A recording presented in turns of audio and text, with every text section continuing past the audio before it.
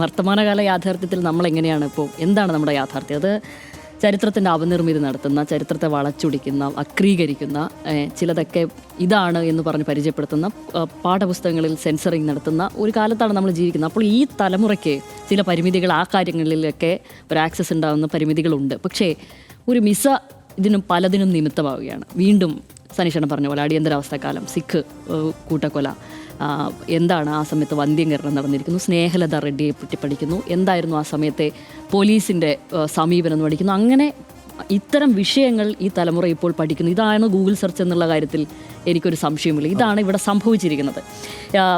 സത്യത്തിൽ നമ്മൾക്കിടയിൽ നമ്മളിപ്പോൾ നിൽക്കുമ്പോൾ ചരിത്രത്തിൻ്റെ അപനിർമ്മിതി ഇവിടെ പരസ്യമായി നടത്തുന്നത് BJP ആണ്. പക്ഷേ നിലവിൽ കോൺഗ്രസിൻ്റെ സൈബർ അണികൾ എന്ന് അവകാശപ്പെടുന്നവർ, BJP മറ്റൊരു വഴിക്ക് ഞാൻ ആദ്യം പറഞ്ഞ പോലെ പരസ്യമായി നടത്തുകയാണല്ലോ എന്ന് അവകാശപ്പെടുന്നവർ, ഇത് നിങ്ങൾ മാത്രം ഒറ്റയ്ക്കത് ചെയ്യേണ്ട, ആ ഉത്തരവാദിത്വം ഞങ്ങൾ കൂടി ചെയ്യാം എന്ന നിലക്കത് ഏറ്റെടുത്തുകൊണ്ട് ഈ വിഷയത്തെ, അതായത് മിസ എന്ന നാടകത്തിൻ്റെ പശ്ചാത്തലത്തിൽ ആ കാലത്തെ അങ്ങ് വെളുപ്പിക്കുകയാണ്. അതെങ്ങനെ, ഏതാണ്ട് ഒരു കോവിഡ് ലോക്ക്ഡൗൺ കാലം എന്നൊക്കെ പോലെ ആണ്, അതിനെ തട്ടിച്ചുകൊണ്ടാണ് നിലവിൽ ചർച്ചകൾ മുന്നോട്ട് പോകുന്നത്.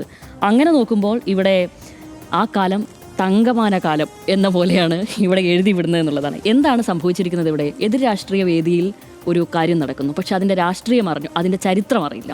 അതുകൊണ്ട് എന്ത് ചെയ്തു? തുണി അളവെടുത്തു, അതിനുശേഷം ലൈംഗിക ദാരിദ്ര്യം അങ്ങ് അവിടെ വിളമ്പിയത് മുഴുവൻ തിരികെ വാരിച്ചപ്പോൾ എന്ത് സംഭവിച്ചു? ആദ്യം തീരുമാനിച്ചു, അങ്ങനെയെങ്കിൽ ഇതിലെ രാഷ്ട്രീയ ശരികേടുകൾ പറയാം, ഇത് ഇങ്ങനെയല്ല ചരിത്രം എന്നുള്ള ശരികേടുകൾ അങ്ങ് നിരത്താം. അപ്പോൾ അതിനെയും ചരിത്രം നിരത്തി തന്നെ ഇവിടെ ഉള്ളവർ പ്രതിരോധിക്കുകയാണല്ലോ ഇവിടെ ഉണ്ടായിരിക്കുന്നത്.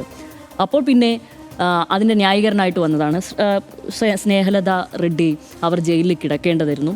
അവർ അവിടെ നേരിട്ടിരിക്കുന്നത് ഒരു സാമാന്യമായ രീതിയിൽ, അപ്പോൾ ഒരാൾ കടന്നു പോകുന്ന രീതിയിലുള്ള വിവസ്ത്രയാക്കപ്പെട്ടതും നഗ്നതയും ഒക്കെ ഉണ്ടായിരിക്കുന്നത് ഈ ഘട്ടത്തിലാണ്. അല്ലാതെ അതിൽ വേറെ പ്രശ്നങ്ങളൊന്നുമില്ല. പിന്നെ ഇവരത് അർഹിക്കുന്നു എന്ന നിലക്ക് കൂടിയാണ് ആ എഴുത്തുകൾ ഉണ്ടായിരിക്കുന്നത്.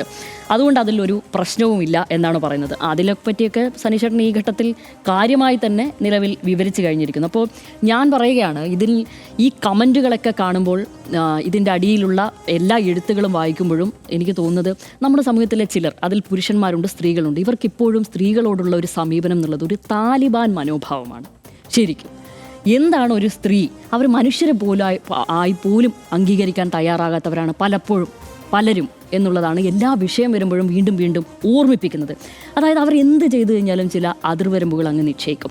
അങ്ങനെയുള്ളവർ, സ്ത്രീ ആയിക്കോട്ടെ പുരുഷനായിക്കോട്ടെ, പുരുഷന്മാരാണോ കൂടുതൽ, അവരോടൊക്കെ പറയുന്നത് നിങ്ങൾ അങ്ങേയറ്റം അപരിഷ്കൃതരാണ്, നിങ്ങൾ അങ്ങേയറ്റം ഈ പറയുന്നത് പോലെ താലിബാൻ വിഭാഗത്തിൽപ്പെട്ടവരാണെന്ന് ഞാൻ വീണ്ടും പറയാൻ ആഗ്രഹിക്കുന്നു. അല്ലെങ്കിലും ഈ നഗ്നതയുടെ തോത് അളക്കാനും നിശ്ചയിക്കാനുമൊക്കെ ഇവരാരാണ് ചുമതലപ്പെടുത്തിയിരിക്കുന്നത്? ഒരു സ്ത്രീയുടെ ശരീരത്തിൽ അഭിപ്രായം പറയാൻ ഇവരാരാണ് ചുമതലപ്പെടുത്തിയിരിക്കുന്നത്? ഇവരാരാണ് സത്യത്തിൽ? അപ്പോൾ ഞാൻ വീണ്ടും ചോദിക്കുകയാണ്, ഇത് അങ്ങേയറ്റം ഇവർക്കൊരു ഭയവും നാണക്കേടും എന്തൊക്കെയോ ആണ് പുരുഷനിൽ ഈ ഘട്ടത്തിൽ ഉൽപ്പാദിപ്പിക്കപ്പെടുന്നത്. അതായത് തുണി അല്പം ഒന്ന് മാറിക്കഴിഞ്ഞാൽ പിന്നെ ഈ തലച്ചോറ് പ്രവർത്തിക്കില്ല, അതങ്ങ് ഓഫ് ചെയ്യും. പിന്നെ മറ്റെന്തൊക്കെയോ ആണ് അവരുടെ ആലോചനകളും ചിന്തകളും എന്നുള്ളത്. അത് മറ്റെന്തിനോടൊക്കെയോ തട്ടിച്ചുകൊണ്ട് അതിനെ അങ്ങ് നിശിതമായി ആ രീതിയിൽ, അതായത് ഉള്ളിലെ ഫ്രസ്ട്രേഷനാണ് പുറത്തേക്ക് വരുന്നത് എന്നുള്ളതാണ് അതിൻ്റെ ഏറ്റവും പ്രധാനപ്പെട്ട കാര്യം. പിന്നെ സ്ത്രീയല്ല, പിന്നെ അവർ ചെയ്യുന്ന കാര്യങ്ങളില്ല, അവരുടെ ആത്മാഭിമാനത്തിന് വിലയില്ല. അവർ സമൂഹത്തിൽ ഏത് തലത്തിൽ പ്രവർത്തിക്കുന്ന സ്ത്രീയാണെങ്കിലും പിന്നീട് അവൾക്ക് വില നൽകില്ല. പിന്നെ ഏറ്റവും ക്ലീശ ഡയലോഗുകളുണ്ടല്ലോ, സ്ത്രീ അമ്മയാണ്, ദേവിയാണ്, പെങ്ങളാണ് എന്നൊക്കെ, അതൊന്നും ഇല്ല. അറ്റ്ലീസ്റ്റ് അതെങ്കിലും ഓർമ്മിക്കുന്നവർ ഈ വിധം പരിപാടികൾ, പിന്നെ പെങ്ങളില്ല, അമ്മയില്ല, ഒന്നുമില്ല. പിന്നെ തുണി മാറിയാൽ പിന്നെ ഇതൊന്നുമില്ല. സത്യത്തിൽ നിങ്ങളുടെ ഇച്ഛയ്ക്കനുസരിച്ച് സ്ത്രീകളെ വസ്ത്രം ധരിപ്പിക്കരുത്. അങ്ങനെയല്ല അവർ. നിങ്ങളുടെ മാനസികവും വൈകാരികവുമായ ഉത്തരവാദിത്വം ഏറ്റെടുക്കേണ്ടവരല്ല ഇവിടുത്തെ സ്ത്രീകൾ. ഇപ്പോൾ പുതിയ ഭാഷയിൽ പറഞ്ഞു കഴിഞ്ഞാൽ ഗ്രോ അപ്പ്, അല്പം വളരൂ. നിങ്ങൾ ജസ്റ്റ് ഒന്ന് വളർന്നു എന്നുള്ള ട്രെൻഡിൻ്റെ കാലം, അല്പം ഒന്ന് വളരൂ.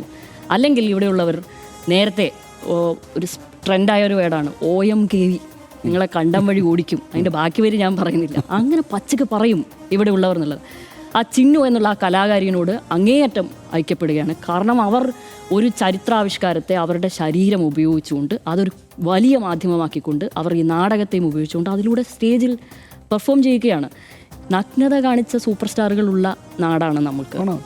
അത് അവരൊക്കെ അഭിനയത്തിൻ്റെ വലിയ മൂർത്തിഭാവമായി ആഘോഷിക്കപ്പെടുകയായിരുന്നു. അത് വല്ലാതെ അങ്ങോട്ട് ആഘോഷിച്ചു. പക്ഷേ ഇപ്പോൾ ശ്വേതാമേനോൻ അടക്കമുള്ളവർ കളിമണ്ണിലൊക്കെ ഒരു പ്രസവ സീനൊക്കെ കാണിച്ചിട്ടുണ്ട്. ഇപ്പോൾ പ്രസവ സീനൊക്കെ യൂട്യൂബിലാണ് കേട്ടോ, ഇവിടെയുള്ള ഇൻഫ്ലുവൻസർമാർ. ആ ഘട്ടത്തിലൊക്കെ സ്ത്രീകൾക്ക് നേരിടേണ്ടി വരുന്നത് ഇതാണ്. ഇത് 2 പാത്രത്തിൽ കഞ്ഞി എന്ന് പറയുന്ന പോലെയാണ് എല്ലാ ഘട്ടത്തിലും. അത് സ്ത്രീകളോടാണ്. പക്ഷേ ആരും ദയവ് ചെയ്ത് നിയന്ത്രിക്കാൻ വരരുത്. അവർക്ക് അവരുടേതായ രീതിയിൽ ജീവിക്കാൻ അറിയാം എന്ന് മാത്രമാണ് ഈ ഘട്ടത്തിൽ പറയാനുള്ളത്.